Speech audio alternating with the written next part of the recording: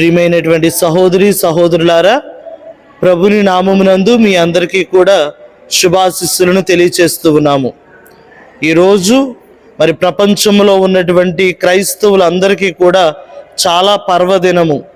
ఎందుకు అంటే లోకరక్షకుడైనటువంటి యేసుక్రీస్తు తన దైవత్వాన్ని విడిచిపెట్టి మానవునిగా మన మధ్య నివసించినటువంటి, జన్మించినటువంటి, జీవించినటువంటి రోజును ఈరోజు చాలా వైభవంగా మరి ప్రపంచవ్యాప్తంగా కొనియాడుతూ ఉంటాం.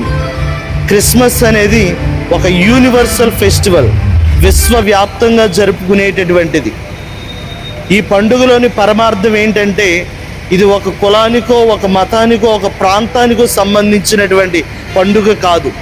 క్రీస్తు ప్రభు కూడా నేర్పించింది ఏంటంటే ప్రేమ, సేవ, త్యాగం.